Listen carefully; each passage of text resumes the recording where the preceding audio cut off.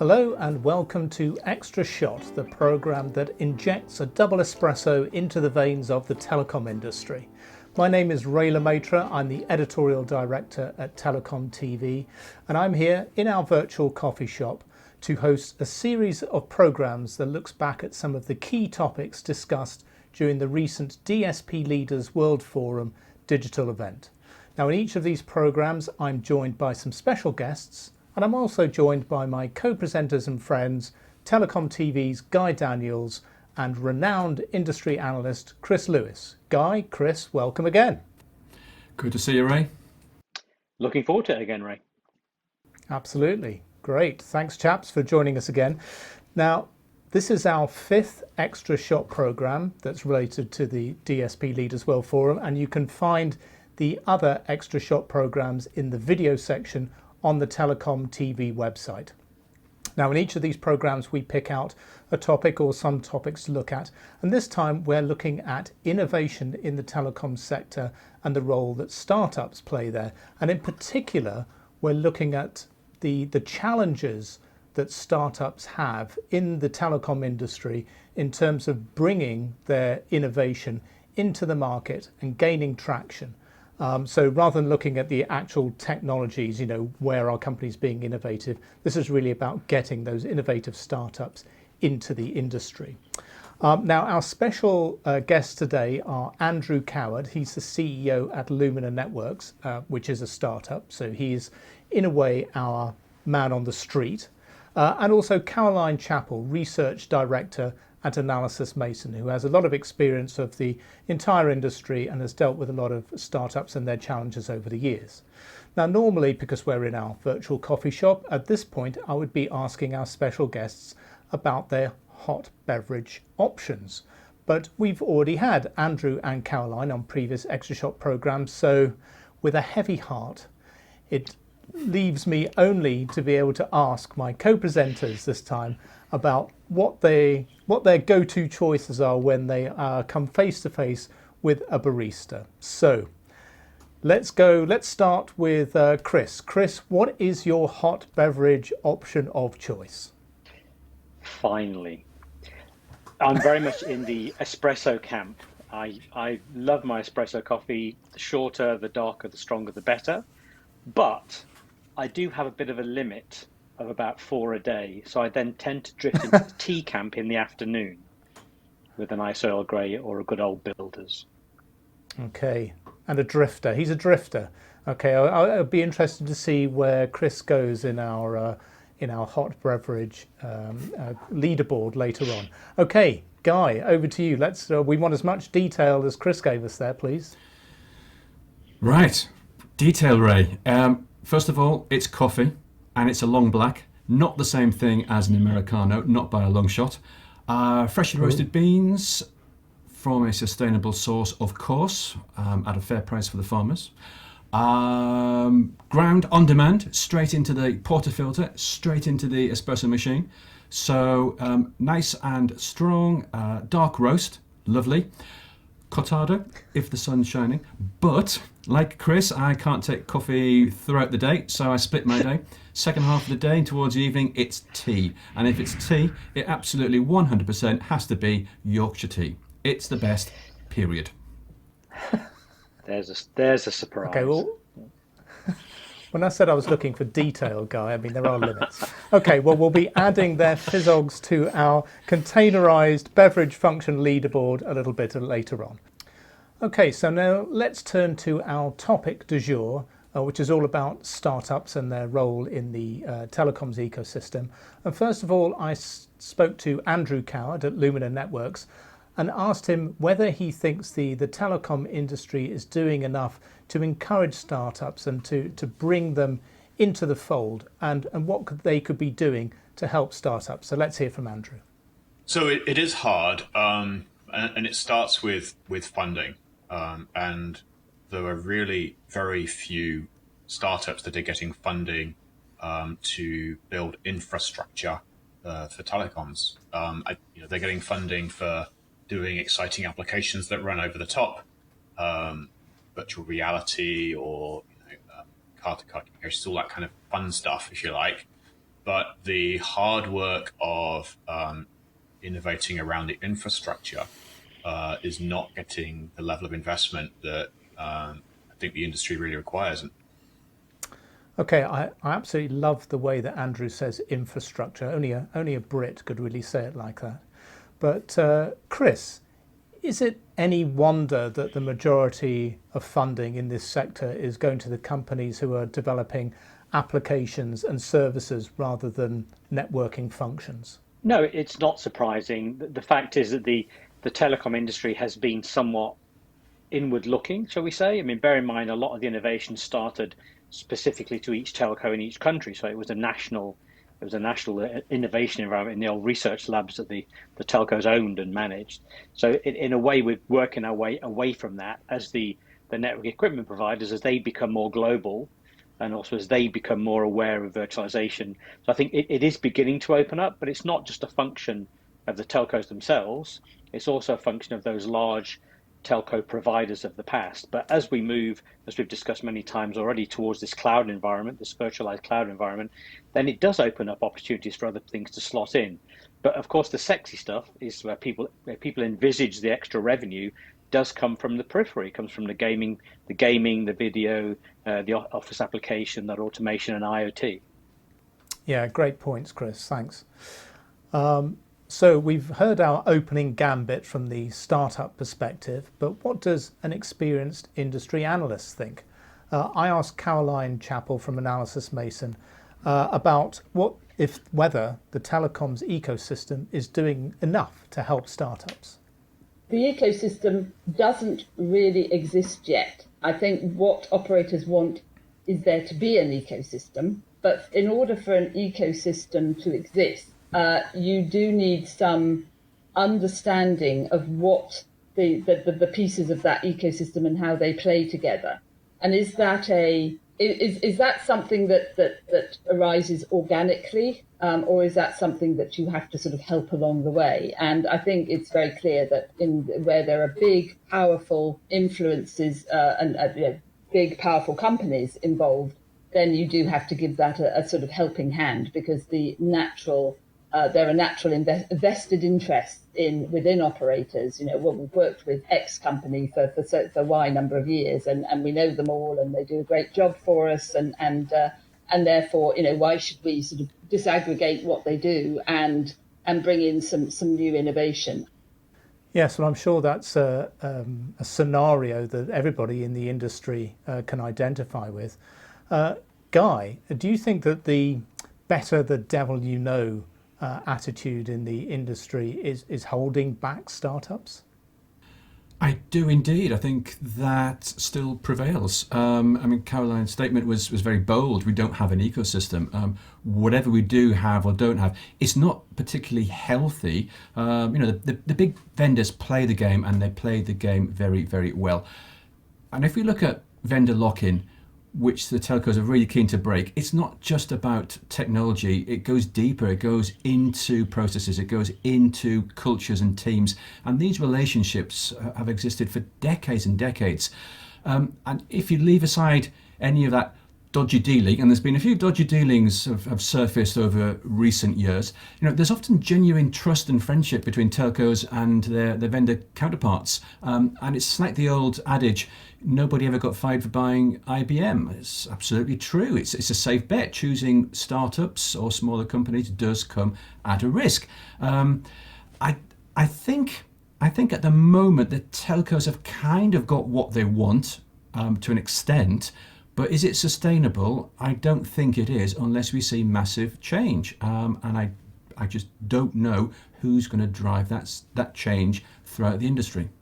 Yes, great point. And you mentioned some of the key things there, particularly around risk. And actually, Caroline Chappell, she does believe that the conservative nature of telcos is holding back startups. Just the sort of whole culture and organisation of operators is, for good reasons, pretty risk averse, and innovation is always high risk. The big hyperscalers talk about their no blame culture, the fact that everything is a learning and nobody is blamed. Whereas you talk to any operator, anybody who works for an operator, and they say, yeah, I'm going to get blamed. Well, Chris, I mean, will this ever change? Can the telcos adapt their cultures, take on some of more of the ways of working and the ways of thinking of the hyperscalers? I think the point that this brings up, Ray, is that the assumption is this is a one-to-one relationship between the larger suppliers and the telcos, but of course it's not. Many of the more innovative companies feed into some of those companies who do integration work and often manage the services on behalf of parts of the telco organization. So the ecosystem issue for me is how and where does innovation come in? And I believe as the telcos are on this so-called cloud journey, the journey towards cloud native that we've discussed many times, that they are becoming more aware of what's out there on innovation terms. And they're also very conscious of what's happening with the hyperscalers, where they too are acquiring some of the skills, some of the functions, some of the innovation that will actually help the broader ecosystem flow more smoothly. So absolutely, they're aware of it. And we've seen from the way they coped with the COVID pandemic and how they were flexible in that approach and did things in a couple of months they would have taken years to do in the past. So yes, I think they are aware of it, and that convergence between the network and the IT and the emphasis moving more towards the software side certainly will allow more of the innovation to flow through. Okay, interesting. Well, culture and being risk averse is just one of some of the hurdles that the startups face, at least currently, and have done historically. But another one, of course, is timescales. And telcos are not known for moving very quickly, as Andrew Coward pointed out. So then the challenge for us or for any of the vendors, startups that are in the space, is just how long it takes to get to deployment within a carrier and start getting reasonable revenue. And it's a multi-year cycle. And so you've got to have the stamina, if you like, financial stamina, and the kind of sales stamina, all the other bits and pieces to go through that process, and believe also that the vision that you had when you started is still valid, 3 or 4 years later when it gets to deployment. Yes, I mean we've heard this over the years from so many companies. This has got to be a really frustrating situation for the startups, hasn't it, Guy? Oh, absolutely. And Andrew's got first-hand experience here, but he nails it. The TM Forum looked into this sometime last year, and our friend Mark Newman penned some research, and they concluded that the average procurement process, just the procurement process for telcos, ranges from 12 to 18 months. I mean, it's ludicrous. And this is just procurement. This is supposed to be a rapidly evolving industry riding the wave of innovation. The hyperscalers must be laughing their heads off. Not only is it a lengthy process, but this research also indicated that the outdated nature of the process is costing the telco industry about $1 billion a year.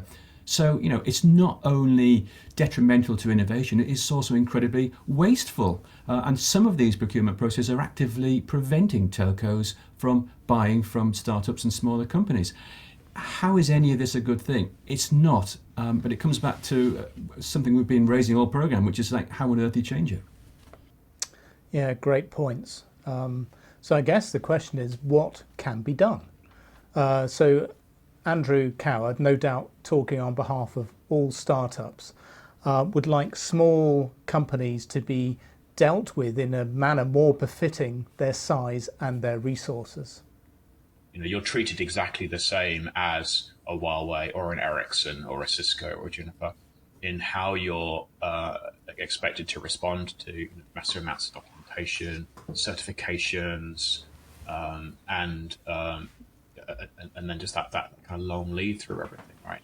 So supporting startups once you've got, we know you need this technology, we're definitely going to support that way. Pushing that ahead of time and pushing it out so you're supporting them through special programs, I think is really important. Well, I mean, none of that sounds unreasonable, but Chris, do you think it's possible that startups, smaller companies could be dealt with, treated differently to other suppliers? I think it really depends where they fit into the infrastructure, as Andrew describes it, because we're very conscious that many of the telcos are trying to reduce the number of suppliers they deal with. And I guess that takes me back to my previous point about them then working with other equipment and software and integration suppliers. So the telcos are trying to slim down the number of players they deal with. So that, in many ways, will leave even less room for the startups to come through and drive that sort of innovation. Now, does that mean that the telcos need a bit more of an innovation, a bit more of an incubation? And we do see that, and we have seen that with people like Telefonica with their Wira and Orange with their innovation hubs. So I think it's down to the telcos to have an innovation area where they can entertain and at least talk with the startups on that startup level, rather than putting them, as Andrew says, through this rigorous, long-winded process that we know stifles innovation and indeed stifles commercial activity in many ways. Yes, and I guess the point is whether those kind of the programs that you mentioned there from the likes of Telefonica and Orange, whether they cut out some of those lengthy processes, or they're just a nice little step just to get to the start of that process.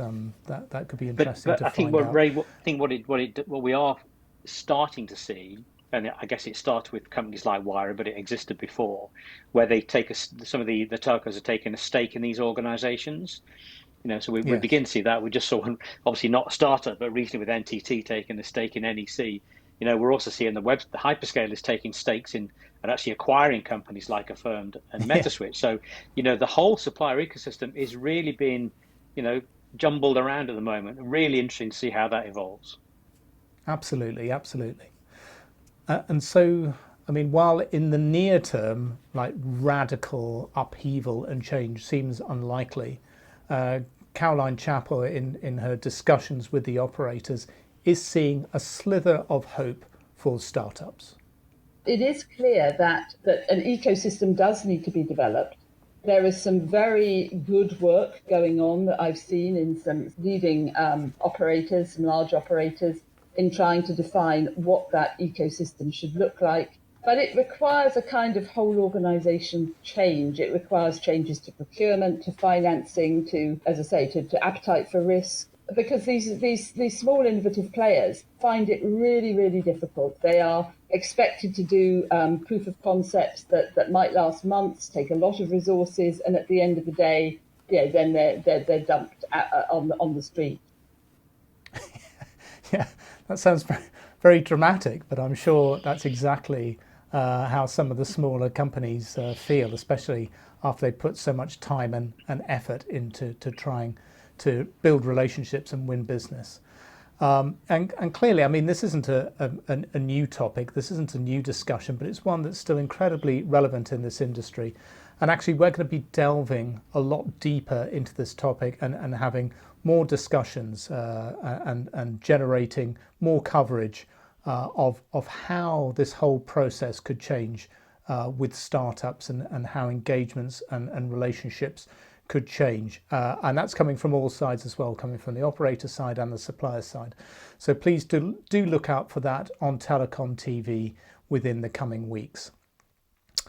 Okay, well, this brings us to probably what is the most visually engaging part of the Extra Shot program, and that's where we reveal the updated Containerized Beverage Function leaderboard. And at last, no more complaining from my co-presenters who've been on at me for weeks about how they haven't been given the chance to participate, because I think we should be able to see them in all their glory now. Let's have a look at the leaderboard. That is getting, wow, we might need to rethink the metrics and shape of this leaderboard. Some of the people are actually starting to disappear there a little bit, but I noticed that there's some of the fence sitting between coffee and tea. That area is getting pretty crowded now, Guy, isn't it? All right. Whilst I enjoy a long black in the morning and a short cortado if I'm at MWC, after a hard day's filming of Extra Shot, there's only one way to enjoy a coffee, and that's in an espresso martini. So, cheers. Oh no, you're making me incredibly jealous, Chris. He's actually drinking espresso martini. So this is no word of a lie for those of you watching. It's only 8:30 in the morning where we are, and Guy's already dressed up for dinner and getting stuck into the cocktails. Hey Ray, it's 5 o'clock somewhere. That's right. Coffee's great. It's always Pim's I o'clock. recommend it. Chris, I have to ask: are you a fan at all of coffee-based cocktails? I've tried many of them over the years, right? But I must admit, no. I'm very much. I think coffee should be drunk out of a small, preheated espresso cup and enjoyed on its own with no sugar, just straight, short, and black. This brings us to the end of this extra shot program, and it brings us to the end of this particular little run of extra shots where we've been looking at the topics from DSP Leaders World Forum. But this isn't the end of the series. Extra Shot is going to be returning. It's going to be running an association with various events or projects or themes looked at by the Telecom TV team throughout the course of the year. So it's still early days. We're only 5 in, but I think we'll celebrate when we get to the 500th edition of Extra Shot. But in the meantime, I do need to show off my latest bit of coffee paraphernalia. This is I'm going to hold it up so that everybody can see it. This is my new arrival, some brand new ceramics that I will be pouring, just like Chris said, hot black coffee into a pre-warmed cup. You cannot beat it. So thanks very much everybody for joining us on this edition of Extra Shot. Thank you to Chris and to Guy for joining me today. Look out for our extra programs coming up. And in the meantime, beans ahoy!